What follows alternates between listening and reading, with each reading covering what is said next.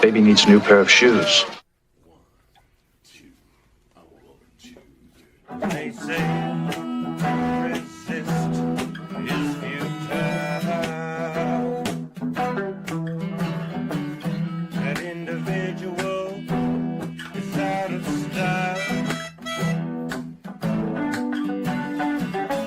It's a simulation of a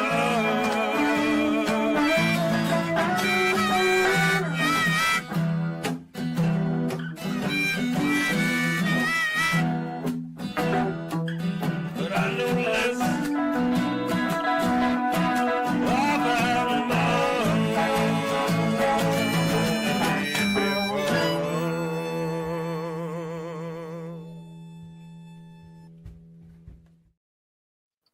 Hello and good evening. Star Trek The Next Generation, Season 2, Episode 12, The Royale, is over. And it has been since March of 1989. But we're just getting started here for this Thursday, April the 17th, 2025, as we continue our mission to watch every episode of Star Trek The Next Generation and review it.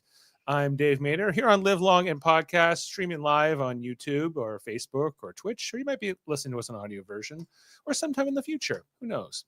And we got a great panel once again to break down this whole thing. Here's the guy who can roll a 6 like anybody's blind grandma. It's Jody Simpson. It's true. I really can. Yeah. Really can. Coming in next from the porn den himself, it's Adam Woodward, who's stole my joke. Yeah, Jane, cover your eyes and ears, please. It's not the porn den. I'm looking at your background. This is See if I could see anything. So this behind me, right there, is actually a Portuguese poster from Aliens. Oh. Yeah, and then that's Metropolis, which just like you would have in any den, I suppose. Mm-hmm. And then a cat tree somewhere. There it is. Because there's 2 cats around here, and a snake. Snake. This is the worst sex den ever. And coming in to round out our panel, it's the woman who I'll never let sleep alone. I'll make sure, even if she runs out of chips, she'll have a warm place to sleep. It's Jane Mader. Well, thank you, Dave. Thank you, Dave. I never get an intro like He's that. behind the green door there, She's actually just behind this wall. But yes, coming to us. I thought I was on a Borg cube. That's what I'm imagining. Okay, behind the that's probably green better door, than my perhaps. Yeah, and so Star Trek The Next Generation, The Royale is the episode tonight. In this episode, Riker, Data, and Worf become trapped in a strange hotel on a planet otherwise incapable of supporting human life. Obviously we all wanted to be here, so I'm kind of guessing that the panel is positive on the episode, but I don't really know. Jody, how's this one for you? I love this episode. It's got everything. It's got weird stereotypes. It's got Worf not being stupid. It's just overall, it's a great episode. And on top of that, no, I agree. It is true, actually. But overall, I've always liked this episode. This is one of the gems of season 2, in my opinion, and there's not that many of them, so it's nice to see this one. Yeah, I'm with you, Adam. Yeah, I enjoy this episode too. It's a true. I guess this is would we classify this as a bottle episode? No. I don't think you can, because it's got a whole set they built just for this episode. They got guest stars. Yeah, but okay, all right. It's very. There's not a lot of movement, and it's a cheap set. Then let's face it. It's not a bottle episode, but it's a low budget episode for sure. Yeah, definitely anyway, a scraping episode for sure. I like it a lot too. I like the stereotype. Like Tex particularly. I think he's fantastic. Vanessa. I like Vanessa. I like the clerk behind the counter. I like it. It's simple. It's fun. I think they had a lot of fun at making this episode. Actually. Yeah. I got a feeling about you, boy. Yeah. And of course, coming in, Jane, who is very well acquainted with Las Vegas, as her mother lived there for many decades and had many visits there. And this episode kind of takes place in Vegas, or some kind of a fictional so. version of Vegas. As the the away team from the Enterprise, Riker, Worf, and Data, they walk into. I'm not quite sure what year this is meant to be set in exactly. I'm not sure if it's the 80s, the 80s? 70s. Is it the 80s? I think. I don't think that's the 80s. No? No. It looks 80s to me. Well, the frilliness of those dealers with the frills on their shirts kind of feels more 70s to me, perhaps. 60s for me, but Yeah, I don't 60s? regardless, I don't know how accurate of a depiction of Las Vegas it was for you. It's a casino. For me. No, I wasn't even thinking it was Vegas. I was just thinking casino. It is Vegas, technically. Yeah, they say it is. And it's a fictional. It's from the great novel, The Royale. Are you familiar? Yeah. No. No? No. But yeah, I wanted this one immediately. Like, I signed up for this one. It's did. memorable. It's cheesy. It's not one of the great episodes, but it's a memorable, fun one. Episodic. I think that's more rather than bottle. Very. It reminds me of TOS and Twilight Zone, Outer Limits. That kind of a sci-fi episode. So I think that's why I really like it. Right. Well, yeah, I like it too. It feels very original series to me. Like that's kind of where you could see like Kirk, Spock, and McCoy going through this mission just as easily as these guys do, or some variation of that.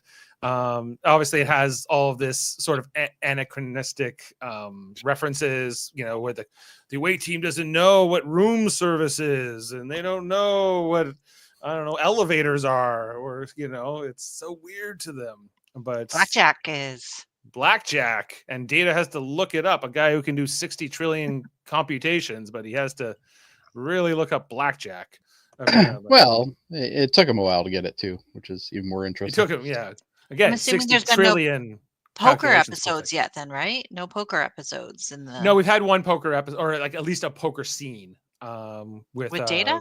With Data, it was the episode. It was The Measure of a Man. It starts off with Data playing poker. Okay. With the crew. I know Brian and all them. Yeah.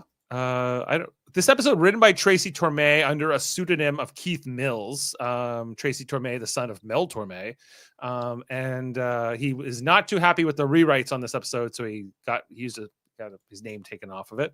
He did that frequently. It sounds like, every time we didn't like. Well, he didn't last on this show. He eventually leaves the staff, and then he went off to make Sliders. He was like the showrunner and creator, kind of. I love that show. It was a good show. Good one. I like Sliders too. So Tracy Torme, not a bad science fiction writer per se. Just didn't always. I don't know. Like some of his next gen episodes, I'm like, it's the very original series. Is how I often feel about them, which is not a bad thing. It just this has a very original series vibe, though. Very much. Even just the way they cut between the scenes and like the transitions and everything. Yeah, the transitions. Yeah, it feels a lot like that, but not a terrible thing to do.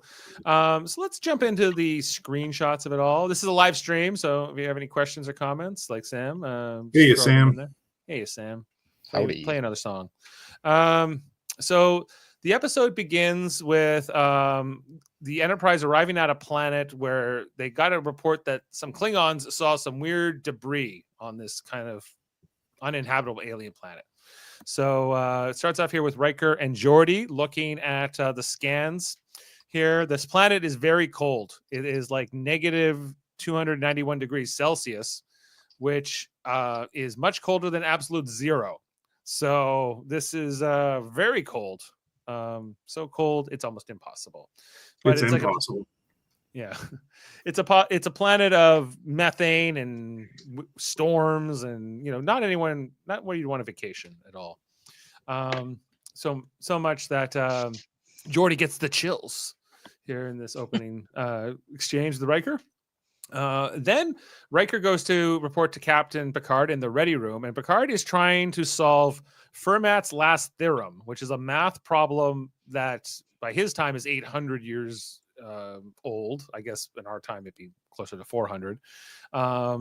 Which he tells the story of this mathematician in France who he created this unsolvable mathematical equation. I'm no mathematician. So I'm going to share a fun fact with you right now because it's timely. This was Yes. actually solved in 2016. Okay. Oh. Well, not in the Star Trek universe, I guess.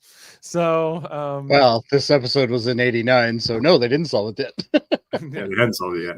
but this episode, of course, taking place in 2365. Or I wonder if this episode inspired someone to solve it. could Probably. be. Could have been. Maybe. Yeah. I love when they do this in Star Trek because Picard has got time for this kind of stuff, but it's also just sort of speaks to the world where everything is just provided and you don't have to really work too hard for. I can solve a math problem. I just have time to do this. I find it stimulating. Yes. This is how I go. Yeah, but this seems like this is what he does for fun. I guess drinks tea and tries to solve old math problems. But they're going to try to beam up a piece of debris from the surface, and it's so important that Picard decides to come down to the transporter room for this, which I thought was interesting. So they beam it up. They know there's markings on it, but that's it. That's all they can tell from the scans. And it materializes on the transporter pad. Riker and O'Brien head over to lift it up as Picard looks on in awe. To his surprise, it is got the American flag and the NASA insignia right on it. And that is our piece of intrigue for the teaser for this episode. And it tells us that it has 52 stars on it. 52. 52. Which means that it was between 2033 and I can't remember what the other. Right. So so big it's- question. Very timely. Who's going to be the next Greenland in Canada. the 51st and Greenland? 52nd Canada. states? It will not be Canada. Just putting that out there. But maybe Puerto Rico, Elbows up. BC. Who knows? Anyway, so that is our teaser for the episode as we jump into our title card, the Royale, as the Enterprise is going along. There's a bit of a mystery. They're having a guilty pleasure or a quilty pleasure. It's a quilty pleasure. I don't know what a quilty pleasure is, but it probably has something to do with a quilt.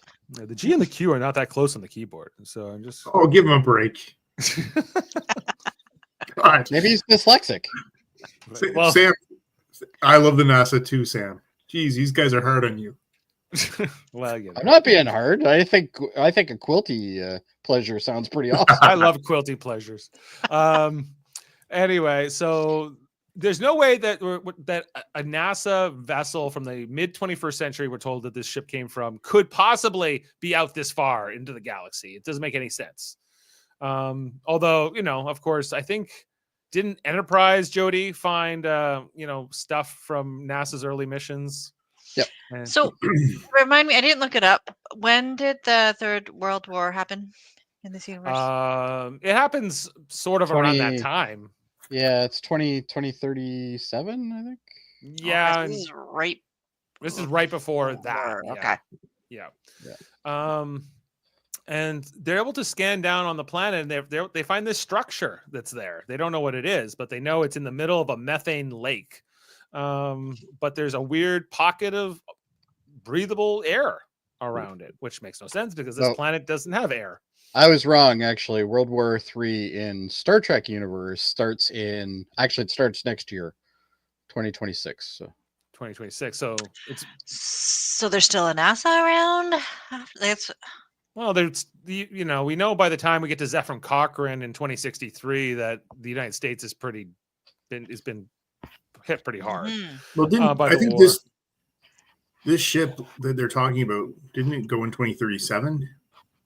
It's something yeah, like they that. said something like that, and then it was lost or something. They said It's possible NASA could still have launched a ship during World War III. I guess it's not impossible, although it doesn't seem like a good use of resources.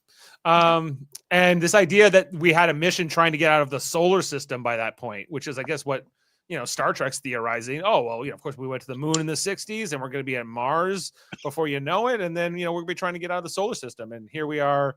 In 2025, we haven't even got to Mars yet. So not quite as far along as we had hoped. So they decide they're going to send out an away mission, Riker, Worf, and Data, to check this out, find out what they can down there. Of course, this planet, if this pocket of air goes away, they're not surviving this. So you think one of the best things about season 2, though. Sorry, I didn't mean to interrupt you there, Dave. One of the best things about season 2 is the fact that we get to see a lot of O'Brien. He's in this season a lot. He's in every episode. Yeah, Like I think literally every episode. Yeah. it's just like we need to beam somewhere. Let's use O'Brien, and yeah, he's becoming a real like fixture on the ship, as we know he will be. And I like later this. he'll be going through tons of torment. It'll be great. Yeah, he's not suffering yet, so it's not Yeah, quite he will. fully He will, realized. don't worry. Riker or O'Brien. Can really see the stage light there in that other scene. Yeah. Oh coming yeah, off, big time. coming off yeah. of the door. Anyway, so they beam down, and this planet is surrounded by methane storms and things like that. So, but they're not. The They're not sky touched. was just like rushing by. rushing by because if the wind Well, alone. they said they were in a pocket. They were in a They're in this of pocket, breathable which is air all and- black. It's like this black void. well, except for a door. Yeah, except for the door, which Worf spots first. The revolving Hey, door. by the way, good news. Worf brought a phaser this time. He did. And he gets to use it, but it does nothing. So he's not too happy with that. This was a pretty light away mission for Worf. I also like the fact that earlier, we missed it, but earlier he's like, Picard's like, well, not too many people, just a minimal away team. And he's like, okay, well, we'll take the second in command, third in command, and then we'll also take the security officer. Yeah, okay, that sounds great. Yeah, it's minimal. It's minimal. Yeah, but that's but minimal. skilled. You gotta take off and- half your bridge crew, but all right. Yeah, so they're still in communication with the Enterprise at this point. So they say, "Hey, there's a door in front of us, and we're gonna, check it out. A revolving door." And Picard's this is the face he'll make for a lot of the episode, where Riker's like describing what's happening, and Picard's like, "What? That is so weird. I never would have thought." I wonder if they just did they're just like, okay, Patrick Stewart, we just need you to look like you're very disgusted, and we'll just get 3 shots of that, and then you can go home for the day. Do you, No problem. you ever think, when you think about how Star Trek, sort of set the tone for technology and whatnot with iPads and flip phones and all this sort of thing, but like they really missed the mark on body cams. Yeah. And they're always describing what they're seeing to the captain. It would be so simple. It'd be so much simpler, because they could Well, let the view screen. And Aliens, which takes place way before this, they have body cams. Well, yeah, it's an interesting that they chose to do it this way, but Weird. I don't know. but Maybe I guess part of it is it's a storytelling and creating a scene that way, right? So yeah, you got to fill an hour here, guys. So we got to find a way to go here. No xenomorphs either. So There's a problem here. Riker and the team, they decide we're going to go through the door. It's the go on. Captain Picard, we're about to go through the revolving door, and they end up in the lobby of the Royale, the hotel, a casino in Las Vegas, I guess. Which looks like the gaudiest 80s honeymoon. Oh my suite God, this is the imaginable. ugliest I looking. think Jane, this has got to be the late 70s. Late you're- 70s? It has to. Look at those frilly shirts. Late 70s, yeah, I think you're right. Those that the dealers are wearing, you wouldn't see those in the 80s, I don't think. No. Maybe I feel early like 80s. Miami Vice clothes. But there is a lot of shoulder pads there, so 80s Yeah. does check out. It does feel very 80s as well, depending on Yeah. who you're looking at. But Maybe it's 80s, but in a 70s built casino. It looks like it definitely looks like a old Las Vegas before new Las Vegas. Before the new Vegas came in. Yeah. It's downtown. It's down Fremont Street, Las Vegas. Yeah, that's right. Yeah. right, Look at that carpet. ugly. This place is aesthetically the worst. But we'll get through it. The worst. Yeah, not my style. Anyway, so they're kind of checking it out. They don't know where they are, but they've lost communication with the Enterprise. Now, I was a little bit unclear about the communications blockages. Later on in the episode, they'll basically tell us it's the weather on this planet making it impossible to make communications, but they were in communication until they went through the structure. So it's hard to say if the structure... I think they're speculating. I think the creators of this place are actually blocking the transmissions, but maybe, yeah. And we never truly get an answer for that. No. But they lose communications here. Jordy I kind of like those episodes though, where they don't give you everything at the end. Like you're left There's left a bit to of a ponder. mystery. Yeah, Yeah. just left to ponder because there's no reveal here at the end. They just Tex is the only true alien here. Maybe he was the alien, the whole Exactly. Who knows? time. Anyway, so they can't get through the communications. Picard is getting them on it, but he's worried, So Data says, "Hey, we've lost communications. We should leave right away." And Riker goes, "What's the harm in looking around? Let's check things out." Oh, and one thing just before I forget, sorry guys. The one thing I thought of was they lost a really major opportunity by not having Wesley on this on this away team, because like imagine him like going through the casino and then like he comes across like a prostitute or something, and then like Riker's Sex like, worker. no. Big sex worker. Oh, is it called sex worker now? Okay, I'm Yes. sorry. Don't you remember? Oh So- yes. Yes. Okay. Anyway, so the bellboy goes by. Well, he'll be a character in this episode For a couple minutes. for a couple minutes until he gets shot in the back.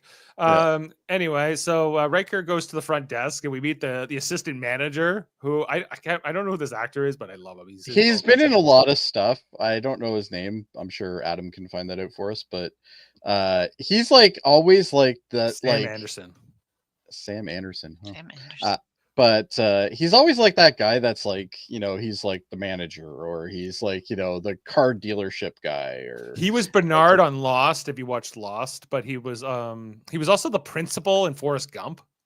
Who's Bernard? oh yes, okay, that's where I would know him from. Yeah, He used to be on Perfect Strangers as well. He was on Perfect Strangers. That's it. I knew he was on a sitcom of some sort. and he was on Growing Pains. So I don't know. He didn't got watch around. much He's- Growing Pains. Boy, your mom really cares about your education.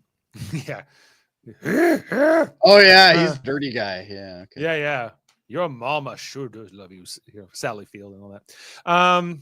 Anyway, so he checks them in. Then the bellboy comes by and he's like, I'm with customers. Come over here. You gotta forget about Rita, bellboy. She's leave that dame. Don't you call her a dame. Well, you gotta get things around here. And they, this kind of really like cheesy dialogue. That I don't think they would have said in the 80s or maybe any era, really. The shot of the Riker in the Void attempting to contact the Enterprise was used for Star Trek series montage for Star Trek Insurrection VHS. Oh, wow. There's two things wrong with that statement: VHS and Star Trek Insurrection. All right. Anyway, Well, I'm they gonna would've put been- Jane up here because I feel we're blocking lovely Jane when we shouldn't be. So Yes. No. Don't You put can- Jane in a you can- corner. You can block me. You can block me. And so they say, "What is this place, Assistant Manager? What is the name of this planet?" He goes, "What?" And then, "What do you call?" I this love planet?" Worf's line on this though. He's like, I call it Earth. What do you What call do you it? call it? We call it Theta 9. Theta. No. Got it. Yeah. We call it Theta 9. Oh, charming, he says, and he just kind of goes back to his I male love how he plot. just like ignores them right after that too. It's like he's like, no, I don't care about you anymore. Right. They started looking around the casino, and Data's got his tricorder, and he's scanning them. They don't have any life signs. They're not holograms, and they're not robots, but they don't register as living beings. But they do And register. we as know he loves searching for life signs. Hey, ever been in a Life casino at like 3 in the morning? Yes. There's not a Well, lot of no. life signs there either. Right. So there's a bit of a mystery coming on here. Then we get to meet Tex, who This is will the star be of the episode. the star of the episode, really. This man has no DNA. And what does Tex say about it? And you sound just like my ex-wife. Yeah, the ex-wife says I have no DNA either. But She's mean. then there's a transition back to the Enterprise where they're still trying to figure out communications. Troy says, "Don't worry, I have like my empathic abilities on Riker right now," and he's feeling amused. He's not feeling worried. So Imagine being Riker and having this chick constantly know all the time what you're feeling. Like, is this her limit of her? Like I'm just of her powers. she has convenience. Yeah. I think telepathy. there's no consistency to Troy's abilities. Sometimes You ever heard about she can send ever- somebody on a planet, and then sometimes she can't send somebody in the next room. It's so weird. and she never talks about Worf's feelings. no, Worf doesn't Yeah. have feelings. right, and Data of course doesn't, and I don't know. It's because the Imzadi thing that she can sense Riker, or is it just because could she sense any person down on the planet? I Maybe think she's it's called connection. convenience and plot. Yeah. Anyway, so there's no immediate danger. Then Data goes over and plays some blackjack with Tex and I his love lady this interaction. friend, It's great. whose name, her name? Vanessa? Vanessa. Yeah. Vanessa, a young woman he's getting to know, Tex is. He gives Data his hat at the blackjack table.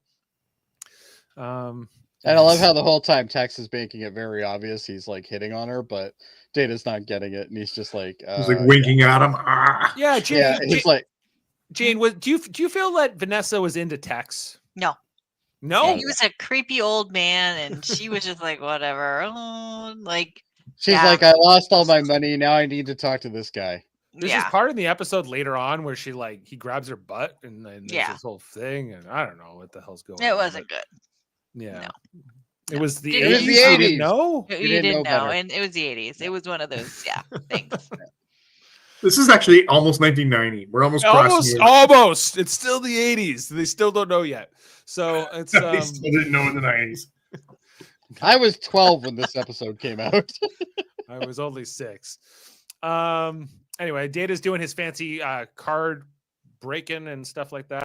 And he, I don't know. If you didn't know how to play blackjack, this episode will teach you on how to get to 21 without going over. Vanessa loses her money, but don't worry, Tex will take care of her.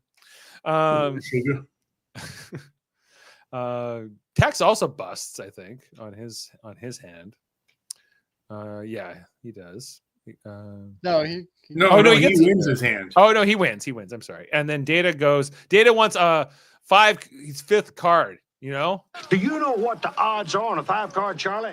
What are the odds on a 5-card, Charlie? About 2%. Can't be good, Dave. Can't be good.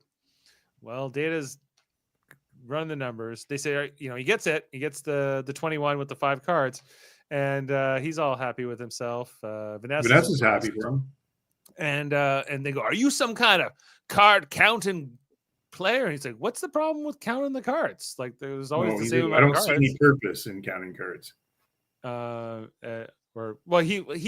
He is kind of. Can you go back to see his hand for a second, Dave? Whose? Data's. It's like this shot. Okay, so the last card he got on the 5th card, he got a 9. So right. He was holding what, 12? He was holding 12 when he hit on the 5th one. So if he got a 10, he would have busted anything face. But yeah, but mathematically there was a higher chance of him getting it. And well, at that point, yeah, there would have been. So he did the right thing. Anyway, so Riker comes and gets him, and Data has to give back the hat. He's not allowed to keep it forever. Although looks better. You enjoying yourself? It would have been way better if Data was walking around this episode with the cowboy hat on. Yeah, Brent Spiner is from Texas in real life. So, is he? Yeah. So I'm sure that this was fun for him. But I will say, between the two of them, there's definitely a size difference on the hat. So let's see. Yeah, that's why he wears it back so far, because if he actually put it where it's supposed to be, it would just go right down his face. On his head. Well, different head sizes. As a man with a big head, I can sympathize with Tex. Me as well. So back on the Enterprise, they're trying to figure out how to get through the communications interference. Some science mumbo jumbo, techno babble is exchanged. It's not too important. They're working on it. Wesley doesn't understand any of it. Wesley and Jody, they're trying to get through. Then we go back to the Royale. So at this point, Riker's like, okay, I think we've seen enough. Let's actually try to leave. So they go through the revolving door, and dun dun dun, they come right back. It's a revolving door of death. There's no way out. They're right back in this beautiful looking casino with all these amazing people. I don't understand Data's response to this, though, because Data looks the most shocked out of all of them, and it's like, no, Data, I think you already know what's going on here. This was a weird scene because they were clearly going around in a circle. Like, come on. Yeah. Like, break the glass. Worf, Data. Yeah, they never tried to do that. But, no. Well, at least not on camera. But we know that they tried to use the. Number one, Jane, that's a prop. They can't just go and break that thing. They got to give it back later. Yeah, all right. That makes sense. I think that this scene was very poor. Like, they could have. It could have been better. How would you have changed that? Okay, here's my problem. They go through. You see them going through the circle. They're going out and they're coming right back in. Right, because the backlight behind is kind of Yes, showing it's that, not like right? they're going out and trying to exit, and it would have been much better if they had it like I don't know. There's One, probably, yeah, I agree. There's probably a way to do it to make it look more believable or something, but It was 89. We didn't know any better. didn't know well, yet. I knew they were going around in a circle. Well, I only think they because all of did. modern conveniences and tropes, but back in 89, they thought, no way anyone will ever understand this. So then they start walking around the casino looking for help. They go by this, Data goes by these slot machines, and these ladies don't even pay any attention to them whatsoever. Which is very accurate to any Very casino you've ever been in. Yeah. The only thing is there will be a faint smell of urine. Only faint. Then Riker, right? No one's talking to Riker either. It's kind of weird that nobody in the hotel will talk to them just after they tried the door. I don't know. Worf is going to take matters into his own hands. He moves the slot machine and he tries to bust through this. Okay, panel. hold on here. Why the hell would he pick this wall? I don't know. Like it made no sense at all. Like, why do you think that there's a pathway there? Yeah, I feel like this is wouldn't it make more sense to go near the door and maybe like smack some ass over there somewhere? Like, that's about the only thing I can think of. But yeah, I guess like he's like, let me pick this random corridor and see if I can break through the door. But it's not even a door. It's just looks like it's like a shelf or a wall or something. It's literally just wood paneling. It's wood paneling. And then Riker shows up. He goes, "It's a pretty sound structural integrity. Who could ever get through that?" So Worf, Worf was just dying to use his phaser.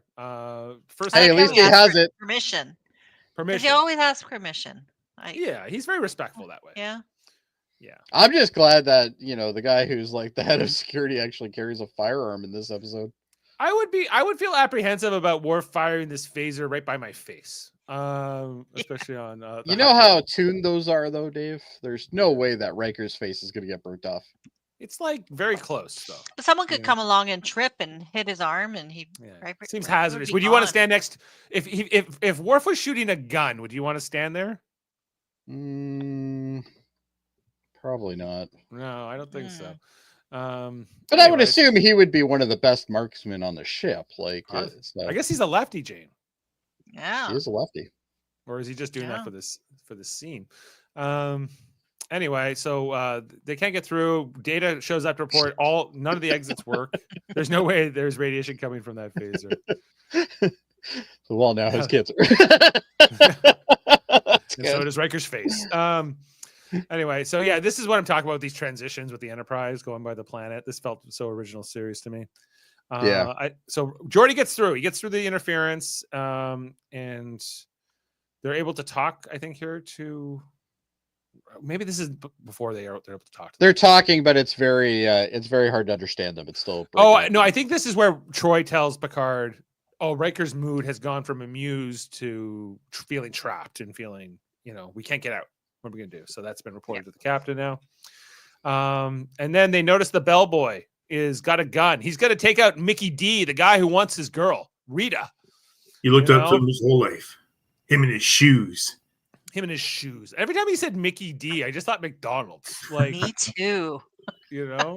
Was Mickey D not, or was the term Mickey D's not a thing in the 80s? Yes, it was. It was already. Yeah. Okay. I don't know. Anyway, Riker's kind of watching all this where the system manager says, "Don't throw your life away, bellboy." Oh, someone has to do an edit of this where the guy that comes through is actually Ronald McDonald. That would be amazing. Oh, this is a good one. The bellboy is the hop is Burger King taking out Mickey D. So well said. Well put. I want to see a fan edit where Ronald McDonald comes through the revolving door. That'd be amazing. Yeah. Or Grimace. Anyway, so then Riker, after the bellboy kind of goes off his way, Riker confronts the assistant manager, says he wants to talk to the full manager, but the assistant manager says the manager is very busy. He cannot talk to you. So he kind of just blows Riker off. And Riker doesn't quite know what to do. This is where finally Picard and Riker are able to talk, although it's very distorted, and that they're working on it. And Riker says, we can't leave. We're not able to leave. Because I think Riker is Wendy is the bosom buddy, bosom blonde. So it's then Riker meets up with Data and Worf, and Data reports he can detect human DNA somewhere up high, 39 feet higher. 39 And he meters. couldn't figure that out earlier when he was Meters. scanning all the people that were in the casino. Yeah, I don't know. His tricorder doesn't work all the time. I got more problems with this episode than I thought. Let's take the turbo lift, Worf says, and of course it's an elevator, and they just waiting for it to open up automatically. They don't know that. I'm not saying if you set me back 500 years, I would know how everything works, but I feel like these are the kind of things that Starfleet officers would know. Like, Well, they go to other like places in the galaxy with people in different, evolutionary technological abilities, and yes. elevators feels like I don't know. They're always just kind of amazed by elevators, even though they definitely know what turbolifts are. I want to know why they didn't pick up that phone. Yeah, where does that phone go? That red phone. Man, Anyway, guessing it's an emergency phone. Then they go up to the hotel floors. What do you guys think of the decor in the hotel hallways? This is not a hotel in a casino. I can tell you that. Right now. This is not what Vegas looks like. Florida. No, it does look like a Florida, like some kind of Florida resort or something with this very lattice, wide hallways. Wooden thing. They packed them with rooms, man. There's no way there would be that much room in the hallway. Maybe this is why I never really want to go to Vegas, because I think this is what Vegas is. So this is exactly what it is like. Anyway, so Worf, they go into the room. They found it up here, and Starquest, I'm chic. This interior of the hotel room looks like the most generic hotel room I've ever seen. This looks like a Best Western. It does look like a Best Western. It looks like a Best Western in the corner. Yeah, I've been in those hotel rooms. And Riker pulls off the sheet in the bed. The reveal. And this was like, I don't know. I was a kid when I watched this the first time. It was scary. When we find who we'll come to know as Colonel. I have the bigger issue. The bigger issue is what the fuck is housekeeping doing in this hotel? Would you like housekeeping? It's been here for like 400 years. Yeah. No one's cleaned the sheets. We find out the reason he hasn't he's been dead for like 230 something years at this point. Yeah, something like that. Yeah. And the only reason he hasn't fully decomposed is because the environment is very sterile. So actually, I think he would be more preserved than this potentially. Nocturnal Illuminations agrees with you, Dave. This was a nightmare. Yeah. But I know that they sometimes find like corpses like in the desert and things like that have almost had no decomposition, or mummified though. The mummified. Yeah. No moisture. Places with no moisture. No moisture, which I don't know. Like I'm kind of confused by this environment because we're told it's sterile, but at the same time, Colonel Ritchie, who is the guy they find here, he was able to survive here for like 30 something years, or almost 40 years. I had to give him props on the hair though. The hair was incredible because it looked like it was growing out for a while. He was like a crypt keeper. He must have been getting the room service. Like he had to be getting the room service. Yeah, he had to be getting food, and there would be moisture, and there, so I don't know the science of it all, but they Worf actually does some good detective work. He goes right. Look at that closet. He goes right to the closet. That's a big closet for a hotel room too. Isn't it? Yeah. I was just thinking about that. And what's in there? His spacesuit, his NASA suit.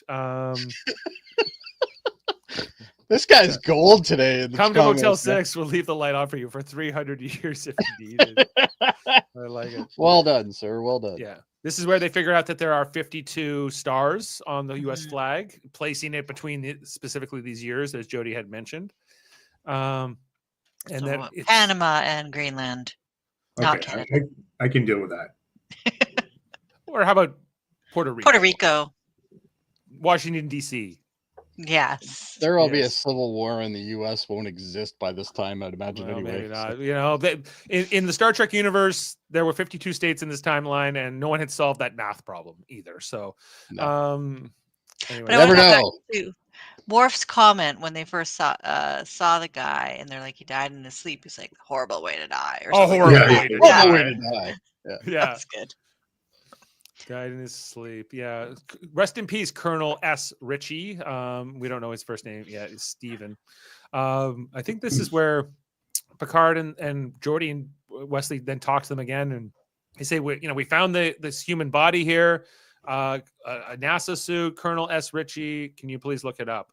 And he goes, yeah, Worf then finds the book in the nightstand. Like, is Worf the world's greatest detective? Is Worf Batman? That's what I'm saying. Worf is competent in this episode. It's amazing. Yeah. He would impress Avery Brooks or Captain Sisko. He would be the best constable. Well, no, that's Odo, the best damn lawman in the entire sector, maybe the whole quadrant. Anyways, they find the books. So one of the books is a diary. The other is the novel, the Royale. Go back. It's a touch-tone phone, so that puts it at. It is. It's not a rotary phone. Yeah, it's not a rotary phone. Yeah. So that would probably put it early 80s. Yeah. Yeah, it is the 80s. I'm gonna look that up now. Though that lamp is so 80s, it's not 70s. Okay, all right, fine. It's somewhere. It's the early 80s, late 70s. And not everyone got rid of their clothes on January 1980. You still kind of wore your clothes for. I was led to believe they did, Jane. I wasn't around till 83, so I don't know. Anyway, so Data has to speed read the novel so he can summarize it all. Picard and Jody and all them, they figure out that the colonel was Colonel Stephen Ritchie from a NASA ship that was launched in 2037, I believe we said. Cherebus. The Cherebus that was never seen again. It went out, it lost its telemetry and no one ever found it. And then Riker then finds the diary, which only has one entry, where the colonel basically gives this whole account about how his spacecraft was disabled, the rest of the crew were killed, and he was the only survivor. That he was that they must have, the aliens who caused that to happen found this book on the spaceship, the Royale, which I guess they took along with them for just to kill time. And they thought that that was the world from which Colonel Ritchie came from. So he was forced to live in this Hotel Royale for decades. This living hell. He's like, I hold no ill will towards my benefactors. They have no idea the hell they've put me through, but I will, when death comes, I will welcome it. I looked it up, by the way. They left him or something. They set it up and then they left. Right, because I get the impression that the aliens are not here while like Riker and them are here. It's that this is just kind of on an automated system, and because Colonel Ritchie didn't figure out the wealthy investor, I guess, thing, but even if he had figured out how to end the book, I guess, or end the story, he couldn't leave the planet. Like there would be nowhere to go. So what's Emmanuel saying? I remember forever, I always thought Wolf was the best security chief in Star Trek, but in my TNG rewatch, he's one of the worst in Star Trek. I completely agree with you. So him being good in this episode is amazing. I don't think any security chief was really good. This man right here has my heart. The best one is probably Tuvok. Samuel, I kind of think Lon is pretty good. Lon's all right, yeah. Anyway, so Colonel Ritchie dead. And they don't want to end up with the same fate. They don't want to, have to live here in the Royale. So then there's this scene in between where it's Picard and Pulaski. Pulaski's she must have been on contract. We have to find a scene for Pulaski in every episode for this season. They're like, you have to have 2 minutes of screen time every episode in season 2. She's still mad about last week when they couldn't put splints on people. Right.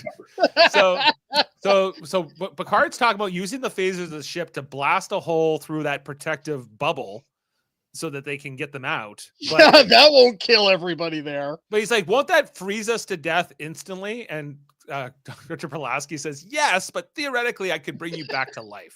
What a stupid plan. Yeah. And Picard's like, it's just an option. We just had to get Pulaski in this episode. So don't worry about it. We just wanted to talk to Pulaski. Right. She's still mad about the splints. Yeah. Well, we're going to try to figure something out here. Obviously Data could survive probably that freezing process, but none of the rest could. Or we know quite. They did that in Discovery, didn't they? I thought there was a scene in Discovery where they got rescued and they were in space for 2 minutes. Am I thinking? There was a scene in Strange New Worlds where Chapel and the Doctor. There's also one in Enterprise, I think, too, isn't there? And Battlestar Galactica. But that's in the vacuum of space. Everywhere. But Battlestar what? I don't even know what Battlestar what is. What? Oh boy. What is that? But You this don't would like have been Battlestar this would Galactica? this would be almost worse in some ways because Oh, of he how knows it. He knows it the well. No idea. anyway. And Then we there's get some this whole Babylon something either. Yeah. we get this whole bit where Worf has to pick up the phone, right? You know, There is a female voice asking if we want room service. Tell her no. No. No. so they're trying to figure this out. They leave the room, and Picard and Troy, they're like, okay, well, maybe the trick in solving this is to understand the book, the Royale, that this whole simulation or whatever. I it love is- how Troy sets him up, and then she's like, "Okay, I gotta go." And he's like, it was a dark and stormy night. And then he goes, oh, this is not good. Not a good story. Anyway, so then Data and Worf go on their way. And Data's like, okay, Worf, we're going to split up here and just try to mingle with like these people, right? And Worf is not looking too comfortable. He was like, this is not, but what's up? What's up, Brandon? Hey, Brandon. We're not sure what Worf gets up to in those minutes, but Data goes and reunites here with Tex and Vanessa, who are still playing blackjack. And I think did they talk about anything of substance here? No, this is the scene where he's like encouraging her to lose. Oh So he yeah, can- and Data is like, "Can you take me to your car? Do you have a car? And can you take me there?" And he goes, "I'm not taking you to my car." And- Creepy old man. Nocturnal Yeah. has a good question in here. He says, "Could they not have put the book into the holodeck and watched that at 1.5 speed?" yes, they could have. Or maybe just have like the computer summarize it for them. Yeah, can we get the Coles Notes version or the ChatGPT? ChatGPT? Like, can you just summarize this plot for me in 2 paragraphs? But Picard won't do that. That would be cheating. So, No, Picard has to read the book. That's Yeah, just he has how it to. is. I read the book. It's an awful book. Stand pat. Don't take the bet. Don't take the bet, Vanessa. Don't take the. And look at that look. That look is great. Oh yeah, from Tex. Yeah. Yeah. Shut up, Data. Tex He's like, "Don't "Shut up, Data! I'm trying to get laid." Don't you be cock blocking me here. What are you doing? Anyway, so she busts here. Oh, I'm not gonna have somewhere to sleep. And Tex goes, "Don't worry, honey. I'll make sure you have somewhere to sleep. I'll Yeah. never let that happen to you." God, that dude's creepy. Yeah. Maybe she's charmed by him. No. I still think She he's one of the doesn't look best things very in this charmed, episode, though. She doesn't look too Was- charmed now. No. No. All right. No. She's like, shit, I have no money and I'm gonna have to shack up with this dude. Well, I mean, he starts losing his money too, though. So there could be an Yeah. issue there. There's an important plot here with the bellboy. Let's get back to it. So the bellboy and the manager talking. It's important. It's an important plot. It's important, everybody. We have to get into this. Oh yeah, he hasn't died yet. Okay. Yeah. Where Spoilers. the bellboy is not going to let this happen, and then we get to meet the infamous Mickey D. Mickey D. Okay, his- the suit is definitely 80s. Yeah. That's an Those 80s. Those suit, shoes are 80s. Those for sure. shoes. The shoes with are the the giveaway. overcoat. Did people in Vegas dress like this, Jane, that you saw in the? I didn't go to Vegas till early 90s, first Okay, time. so it and was I very didn't different by see then. I anyone was there in dressed like that. 1987, and Yeah? yes, they all dress like this with the shoulders, like the coats over the shoulders. Thank you. for Not to mention confirming. all the cocaine falling down their shirts. That's why it's white. That's why you So- were white. It hides the cocaine better. So the bellboy confronts Mickey D, who is some kind of gangster, I guess. I do like his Um, shirt though. His shirt's nice. I like it. It's okay. I don't know good about this overcoat. The overcoat But sucks. yeah, it's like corduroy or something. Anyway, they want Mickey D just came from his Miami Vice audition. Yeah, he didn't get the part. Didn't get the part. So the manager is trying to. He's like, we can't have an incident in here in the lobby. You're gonna have to take this outside. Okay, let's take this outside. You don't get to decide what's going on here. And Picard and Troy can listen to all this. They're hearing, I guess, over Riker's comm badge, this whole scene. Of course, they've read the book, so they kind of know. And Picard has to turn on the volume Manually. manually, and then Troy And the goes, scene's still going on. Like you can hear it. It's faint, Yeah. but you can hear it, which is kind of neat. did humans really talk like this? And Picard says, not in real life. But I disagree, Picard. But I think humans did. People in the 70s, maybe. So Brandon wants to know, why does Mickey D kill the bellboy? For the woman. For For Rita. For a woman, it doesn't even Rita. need to be solved. It's It's not worth dying over a woman, but it's worth killing somebody over a woman. Yes, Dave, I was going to ask you about that. Do you agree with that or? No, I would kill and die for you, Jane. Good. Yeah, I'm not. Anyway. Wow, that's deep. Okay, let's move on. So Picard's not loving this, and Troy pieces out. By the way, on this. She's like, "See ya." See, I know they're stuck on this planet that could kill them, but whatever. But you know what? At this point, you got communications with Riker. You don't need me no more. You're on your own. You're on your own, Picard. Screw you. I'm out. So Mickey D says, "Yeah, let's go outside, bellboy. Let's do it." And then when the bellboy's heading on the out, and Worf was going to get in there with his phaser. He was good, but Riker. Which is about time Worf learned how to use a phaser. Well, we saw him use it earlier. It didn't. I work, know, but I mean, like in every other episode so far, he's like he doesn't even grab it, or like it's way too late. But Mickey D then pulls a gun out of his back, of his pants, I guess, and he shoots the bellboy in the back. And then there's no blood. There's no hole in his back. And nobody reacts to it either. And They're just nobody like, reacts to it. Well, they kind of do. Oh, that's right. Yeah, they do. The Hold on. mildest reaction to a murder. They're just like, oh, okay, back to the game. Yeah. Now, Jane, I know you didn't get to the casinos until 1990, but Yeah. did murders typically take place? They still take place. in the middle of hotel lobbies. No. I wouldn't that I say in saw. casinos, considering the amount of cameras in casinos, you definitely would be identified. Yeah. Like no Well, question. Mickey D, I guess he's just too connected. You know, he's like Tommy and Goodfellas, or maybe more like Casino. What's his character's name? In Casino. It's not Tommy, but it's something like that. Anyway, so I'm talking with Joe Pesci's character in Casino. Yeah. Anyway, so he leaves the bellboy. We never get to see Rita. Rita, I don't know if she was sad for this or not. We don't know if she was even worth the bullet. No, we don't. Look at the hem on those pants. Ooh. Yeah, it seems like it's That clearly was supposed to be worn by somebody else. much taller.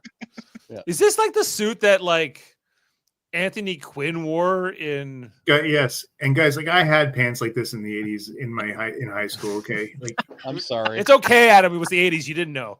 no, we didn't know. I had suspenders too. Oh. You didn't know.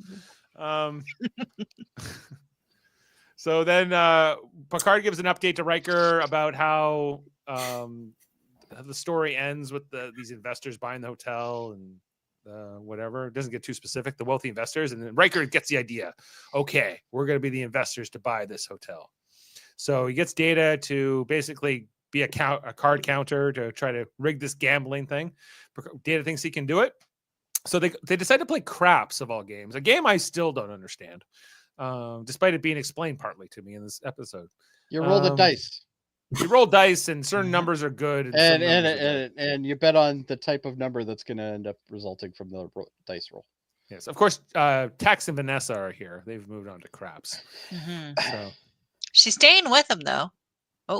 this is where he grabs her, whatever, gropes her. I'm not totally sure it's just a grab. I think that's more of a poke. It's just That's wrong. a poke. That's a And poke for we sure. even see here Worf is like looking down. Worf is like, nice poke.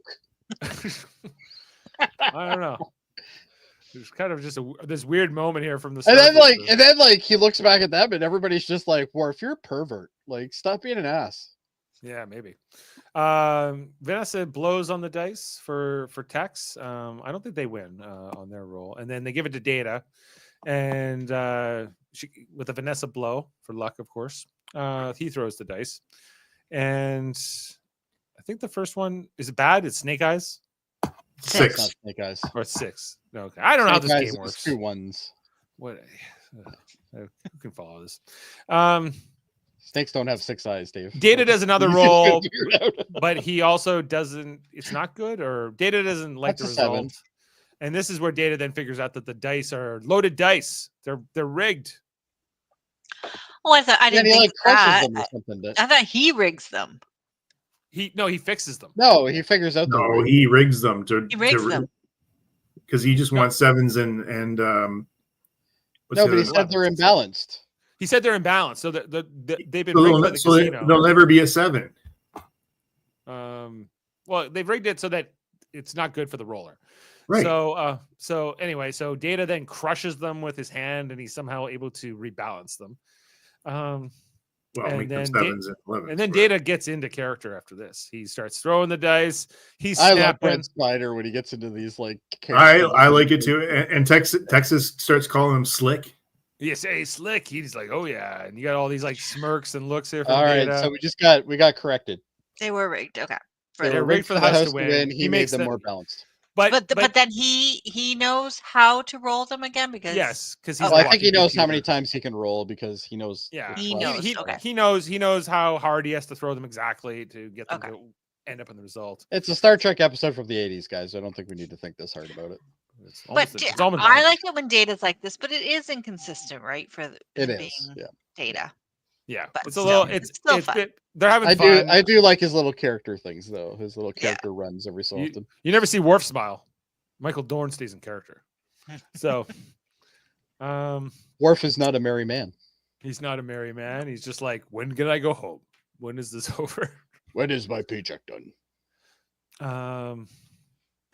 Yeah, so I think that Picard tells Riker that it's not too specific. And that the investors are the people that they're supposed to be playing, these business guys are very generous, lavishly generous. So Riker gets the idea. Okay, we're gonna need some spreading around money here, everybody. Spreading around money. We need some spreading around money. Spreading around. Spreading around. Oh, go back one. Holy shit! Look at that sequence. Yeah. Yeah, that's quite the reflection of bright. it. Yeah. The manager is looking very concerned. Assistant manager. Data because Riker gets Data to bet all the money, even though they only need to win like another 700,000 to get the hotel, and he's like, no, we need that spread around money. And then Tex decides to bet. Tex makes this whole point of betting against Data here, even though Data has not lost. He goes, I don't think you should bet against me because I'm definitely going to win this role. And he's like, well, that's gambling, ain't it? That's the game, son. You know? I like when Dave gets into that semi-Texas accent. Semi-Texas. Data rolls the 7. Heather would just tell him he sounds like an Irish guy. Irish guy. Sometimes I'm German. But anyway. Sometimes he thinks they're one, but it's actually the other. They're not that far apart. Anyway, I'm not here for impressions right now. That's a shame.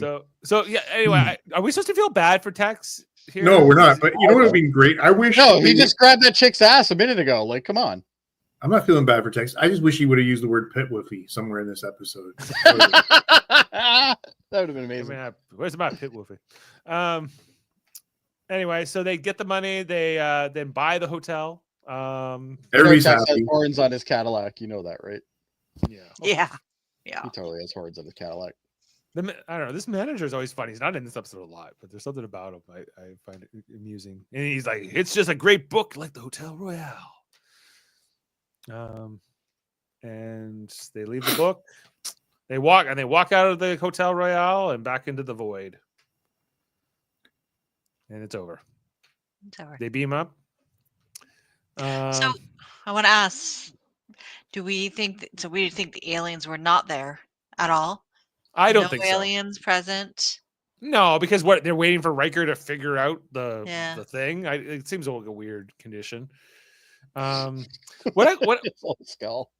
You know, I'm left like feeling like, what was it like for just to get to the final scene here with Riker and Picard up in the ready room where, you know, he's like, well, who left Colonel Ritchie there and who did this and all that? And Picard says, I don't know, maybe it's like a math problem we'll never solve, or maybe we did in 2016 and then we forgot. So that's how it goes. It was lost in World War III. Time has lost it. Yeah. But what I'm kind of left curious by is, like, you know, so did Colonel Ritchie, like, did that story just reset itself after a certain amount of time and then you would go through the same motions again? How many times did he see the bellboy get killed by Mickey D potentially in those 40 years he was on there? You know, it'd be like a Groundhog Day basically with yourself and these, I don't know, one-dimensional characters. There was real food from the kitchen, right? He had to eat. He was able to eat and there was room service. Nocturnal has a good theory here. What's he saying? Oh no, it was hands off. Oh no, it was a hands-off babysitting situation. The aliens left to get milk on one day and left the holodeck on repeat. More or less, yeah. Yeah. Like, and if even if Colonel Ritchie had somehow figured out he has to win a game of craps and then buy the casino, he wouldn't have saved him. It just was specifically.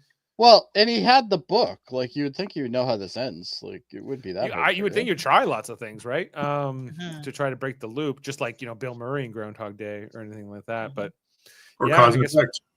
cause and effect. So we see a lot of these early NASA missions went awry. There's also a Voyager episode, I think, where they find an early Buck Rogers. Buck Rogers. Buck Rogers. Yeah. But you know what time it is? What But time is it, Dave? wait. I just want to ask, Oh. what do you guys think before it's time? Do you have any theories on who these We've aliens lost all were? the. Have we I met wish them they would before? have done something else with it and probably close that loop. That would have been kind of fun, but they didn't. But do you have any guesses? No, because they didn't do it. None? Well, somebody in the chat, I think it was Nocturnal, said it. He goes, "Would this just be? This could have been. Oh, here we go. Are these the same aliens from Future Imperfect?" No, they have a similar technology, so maybe Yeah, it's not a bad maybe. theory. Nagilum. Could it be Nagilum. Nagilum? Maybe. I guess it could be anyone. Personally, never I saw just that. I just think this is all a Riker sex dream that went bad. I think that's all this is. Like it would have to be a benevolent, like, because they felt bad. He said that he felt like they was placed there out of a sense of guilt. Like it's almost like they ran over something like roadkill style, and they went, "Whoops, I guess we better." We'll put him on this planet with this book that he had. Well, yeah, they seem to like this casino world. Well, we'll just make that for him, and they left him there, Yeah. and so. And then he died in his sleep. Of course, a horrible way to die. Any other points of discussion, Jane? No, you can continue with moving on to. I think there was. Well, what time is it, Jane? It's time for. Fun facts with Adam. Yep. Let's do it. Facts with Adam. Fun facts with Adam. Okay, so guys, first of all, the woman who played Vanessa, she actually came back and did a season 4, episode 25, Broken Link episode in Deep Space Nine as a character called Aurora. Broken Yeah. Link. Broken Link. I don't remember that episode. Now I'm curious about that. Here, I'm gonna look that up. While you keep going, Adam. You would have covered it on your podcast, Dave. We did. It was a while ago. Aurora, that's her name. Okay, so the writer Tracy Torme first pitched this episode called The Blue Moon Hotel during the first season. It was one of the 2 scripts that won Torme a staff job on Next Generation. According to Torme, they had been a lot of talk about doing it in the first year, but finally in the second year, they gave me the green light and told me to go ahead and do it. It became the Royale, and I wrote the draft, which was, again, a bit of a departure from Star Trek. It was kind of like a surrealistic piece with a lot of comedy and a subtle satire in it. Now, he requested the pseudonym of Keith Mills to protest the rewrites by Maurice Hurley. Hurley rejected the surrealism and claimed that Torme's premise was too derivative of the original series. There were gangsters in this one, gangsters in that one, and both pieces had to be based on a book. Right. So Torme then has commented, "I've completely disowned this piece. I suppose skeletally is my story, but when I started to reread the rewrite, I got 10 pages through it and sort of threw it away." Just one second, guys. So it's like kind of like a piece of the action too, right? A little bit based on. Yeah, that's exactly what. Yeah. It's in my story. I just lost my place here. An interesting thing is that the cast, the crew, and even secretaries went out of their way to tell me how much they liked my draft, and then asked me in a total puzzle of what happened to it after it was changed. All I could do was shrug. And of course, this is all my opinion, but you'll probably hear something different from the other side. It felt like all the comedy was taken out, and the surrealism was taken out, and I feel like I was very heavy-handed now, and it was gone from being a strange episode to being a stupid episode. So he did not. Who said that? Torme? Torme, yeah. It was still fun. It's fine. This was actually the catalyst in what sent him off the show. It became he became a lesser role. It was a creative consultant at this point. And then he went to do Sliders a few years later. Sliders.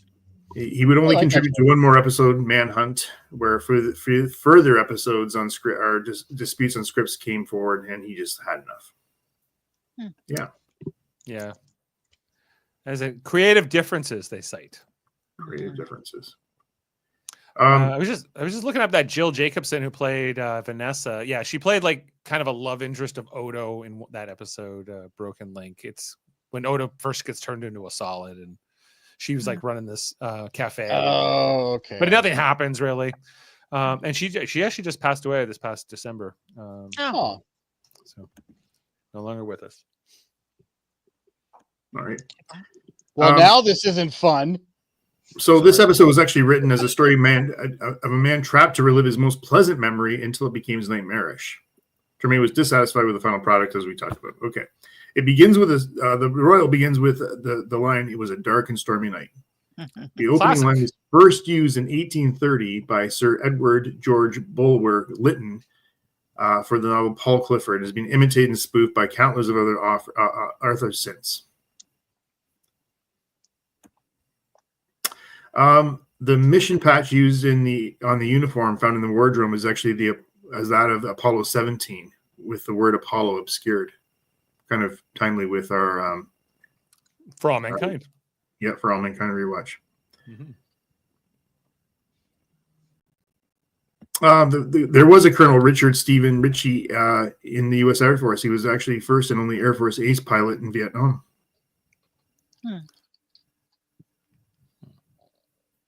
And do I have any more fun ones? Really, oh yeah, Dave, you talked about the coldest temperature. The temperature 291 Celsius is actually the low. It's below the lowest temperature possible, which is 273 or 0 Kelvin. It's a cold day, a cold night there with Mickey D. Cold night in hell. It's a cold night in hell in his town. Yep. In the original, this is another, go back to Torme again, but the original first draft of the script, Major Richard's image was kept alive by the aliens, and a dead away team crewwoman was retained to keep him company after the unseen casino manager told the story of the Colonel's shipwreck. Ritchie was the only member of a 7-person crew to survive. None of them made it to the final script or the finished episode. So that would have been interesting. Did you see this thing about the flag, the U.S. flag, as well? Yeah, did I skip that? I think I did. What about it? Go ahead. Well, the Dave. one it's unusual. Hold on, I'm just gonna. Oh, you're talking about the lines? Yes. Yeah, the bars.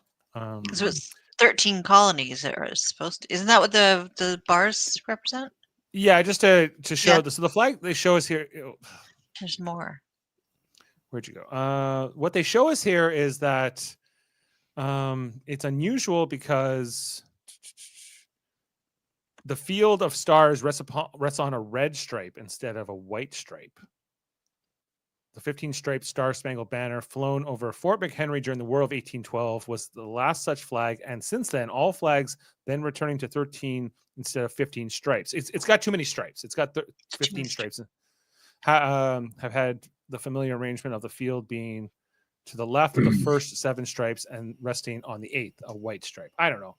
Fun with flags, everybody, and probably something we don't notice as much, but So more stars and more stripes. More stars and stripes. They've gone supersized by this point. Seems like a Trump thing, eh? He'd be like, I don't like these 13 bars. I think we should have 15 now. We should have one for Mar-a-Lago. Yeah. And we should have...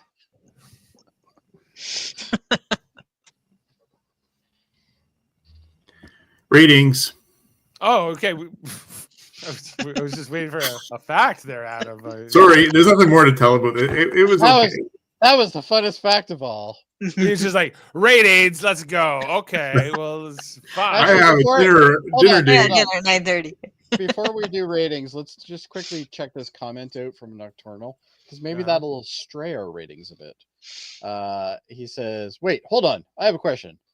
Did they just leave the astronauts in the hotel room? Did they not transport the body and take it back to Earth? They just solved a huge mystery. They definitely left it there. What the hell? That's a great point. That's a very good point. They totally did, yeah. Just And left. let that influence your rating, please.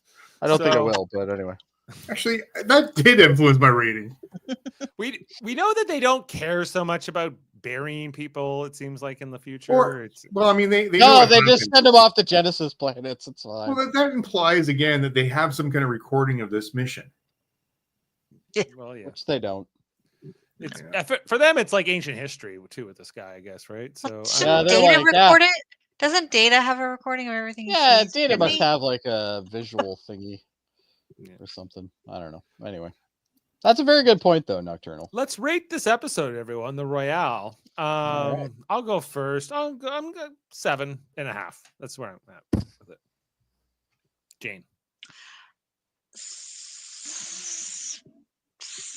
6.5.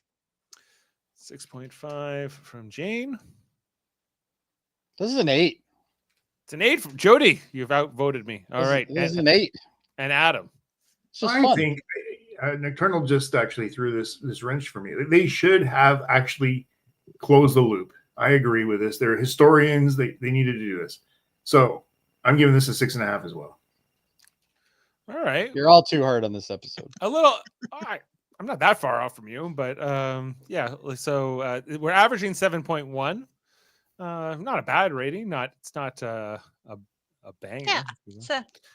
It's a Yeah. 7.1. Like it's no measure of a man. Don't get me wrong here, but it's a solid, fun episode.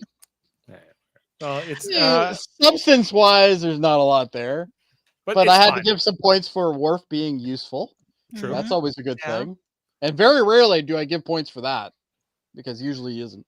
But yeah. All Yeah, right. this was a good one. I enjoyed this one too, although it's not an epic episode by any means. It's I so weird enjoyed for me to it. be the higher rated one. I enjoyed it, but it's not worth a big number for me.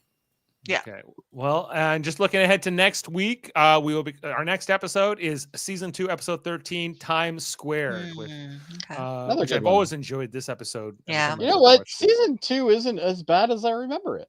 No, it's pretty good. No. There's some solid bangers. There's in this some season. very boring episodes. There's a and lot of mediocre crappy ones. ones, like for instance, But- the first episode of season 2 is There was the We got Dauphin, 26 and We've got 26 episodes. You're good.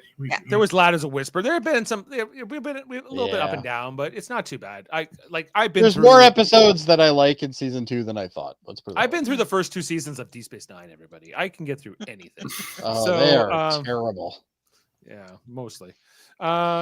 But not all of them either. So anyway, a solid popcorn episode as long as you don't think about it. Well, that's all we did for the True. last hour and 12 Yeah. minutes. You made me think too much about it. Yeah. Yeah. Yeah, Then you your might give it last a comment. 6.5. Your last comment straight it. Adam was with me until you gave that comment. Yeah, he's like, right. They should have went. I totally was. I was there. I was up there in the 8s. But You're not they too down. couldn't beam him out because he wasn't one of the wealthy investors. But they own the hotel. They could do anything they want. Rules are rules, everybody. So that's how we have to go. Hmm. Maybe Well- because it wasn't in the book. Casino. They couldn't do it. Was in the book. Wasn't So in- anyway, speaking of NASA, did you know you can check out our Monday night reviews of episodes of For All Mankind? Our next one. I is hear scheduled you on have a fabulous panel for that show. episode 3. We do, yeah. Some of the people here as well. This one scruffy fat guy. I can't remember his name, but he's really cool. I don't know who you're talking about, but we on Monday For All Mankind. Nixon's Women is our next episode 3. It's a good If you episode. I just finished If it. you haven't started yet, you didn't know we were doing the podcast, it's not too late to start watching these episodes and catch up with us and follow along. So we hope you do. And as we mentioned, we'll be back in a week for Times Squared. We also heard today that Strange New Worlds season 3 is going to be coming out June 12th, I think, or something like that. So look out for that. Get soon. ready for 8 good episodes and 2 shitty episodes. We'll see. Anyway, we'll have 10. It will just be a 10 episodes. So look out for When's those. it coming? What's the date? Sorry. June Do we know? something. 12. All right. Got something to look Yeah. forward to. They Excellent. finally have a date. Yep. So good on them. And I think that's all we have going on right now in Star Trek land. I discovered your podcast, says Nocturnal Illuminations, and now I'm a fan. Well, thank you. And we're a fan of you. We as well. appreciate it. Thank you very much. Your comments were fantastic tonight. Yeah, we hope you'll check out our other content here on the channel. And Emmanuel. And Drop by anytime. Everybody. of course. Everybody in the live comments. Sam's always here, so we always like Sam, and And Jaemeel. We really do, Sam. I hope We really I'm saying do. that name right. Yeah. Jaemeel had my heart with that one comment. He's the man. So. Wharf one. You're like Chef, Sam. You know, we never hear you, but we know You're just there. always here. Yeah, we you're like a fixture. He's like Chef. He's like Chef. Yeah. Uh, Riker will play you in a holodeck simulation. All right. Well, I think that is it for tonight. We'll leave you with a quote, and we'll see you next time. Thanks to the whole panel, and have a great Easter, everybody, to all who celebrate. Happy Easter. Happy Easter. Happy Easter.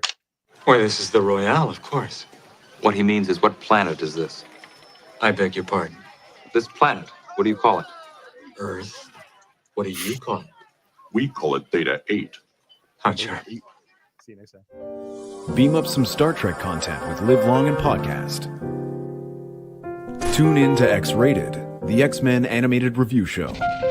Artistic interviews with graphic histories. A roundtable movie discussion with Hey, did you see this one?